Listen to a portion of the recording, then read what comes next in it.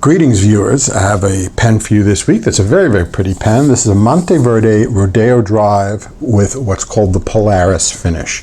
The Polaris finish is a very, very colorful finish that sort of, depending upon how the light hits it, goes from blue to red through various sort of shades of blue and red and purple. So it's got a really, really attractive finish, which is really what is the main appeal of this pen.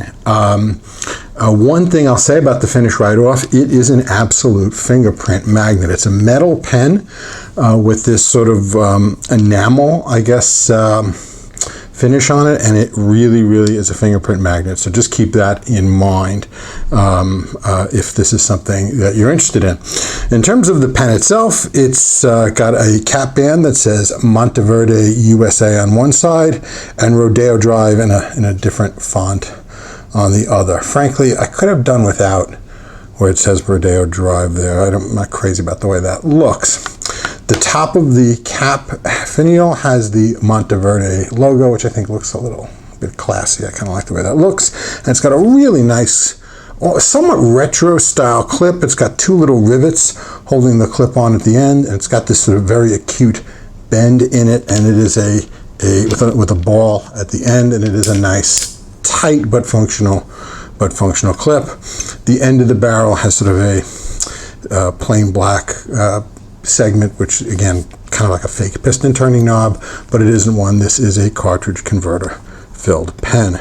It takes 1 1/4 turns to unscrew to reveal a very, very nice section. Minimal step down, very, very shallow, smooth, unobtrusive threads. Nice place to grip it. A little bit of flare with a ledge at the end. Looks very, very nice.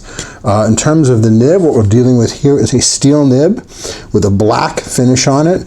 It actually has the Monteverde logo twice, and it says Monteverde twice. So it's got a big version of the Monteverde logo, a small version of the Monteverde logo.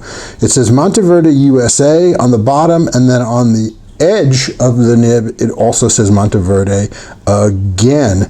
And this particular nib is a stub, and we'll see how that writes soon. And it's got a normal, sort of uninspiring black plastic feed. The pen posts nicely and comfortably, feels pretty good in the hand, and you could use it posted or unposted, but it does post pretty solidly, which I like to do because, as you may know from previous videos, I am a pretty serious poster. Pen is right down the middle size-wise. Here it is compared to a Lamy Safari and a Pilot Metropolitan, so it's right in the ballpark of these popular pens.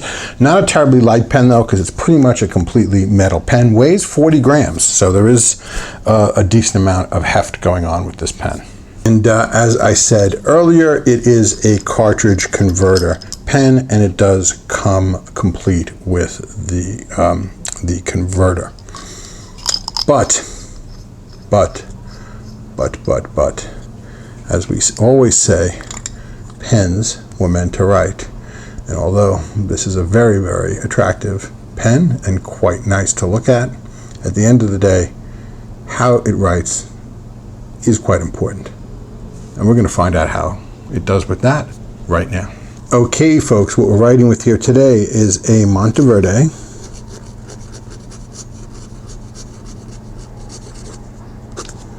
Rodeo Drive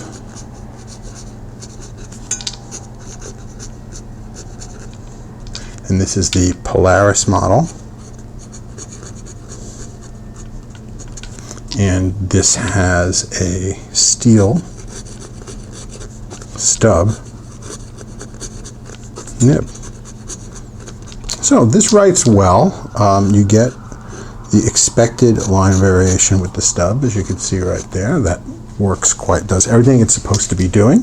It definitely is a comfortable writing pen, and like I said, it is decently smooth. Not the smoothest writer in the world.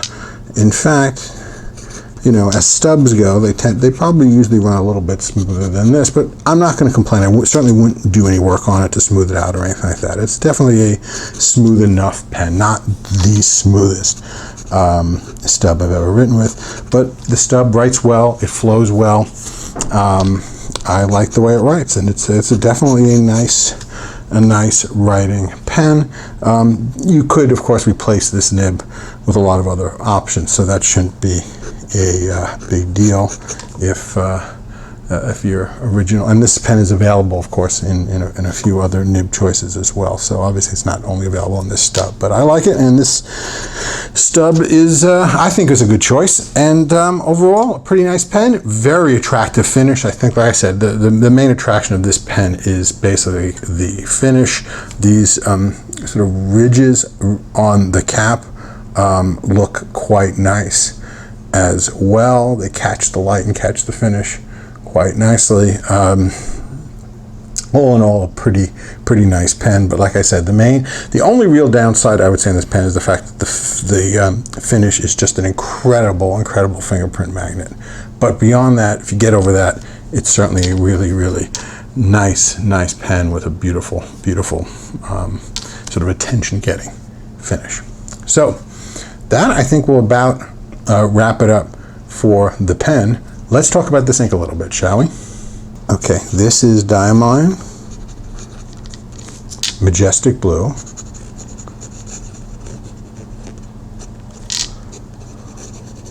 And this is a blue ink with red sheen.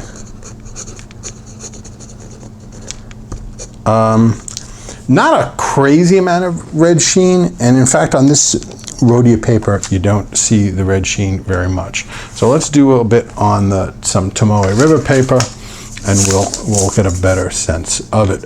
So here it is on Tomoe River paper. So this is Diamine Majestic Blue.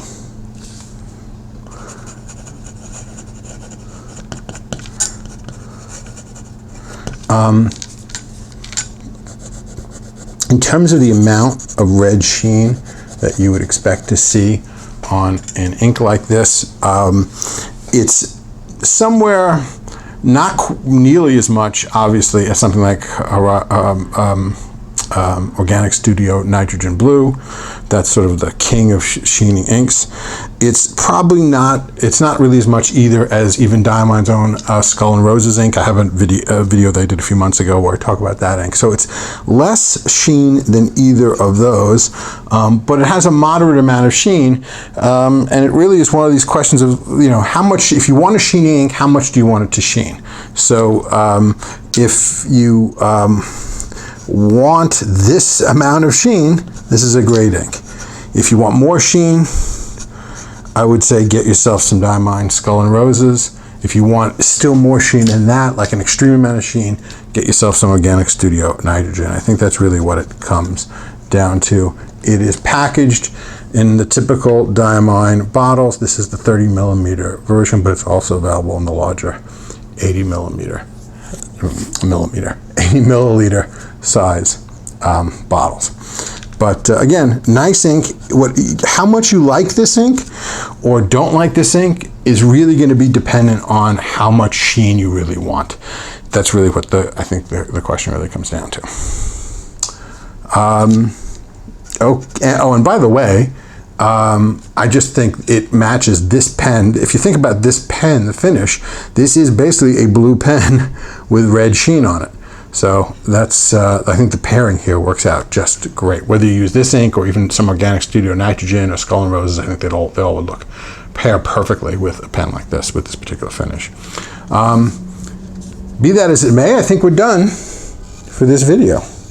I certainly hope you enjoyed it. I know I did. If you have any comments, questions, suggestions, please leave them.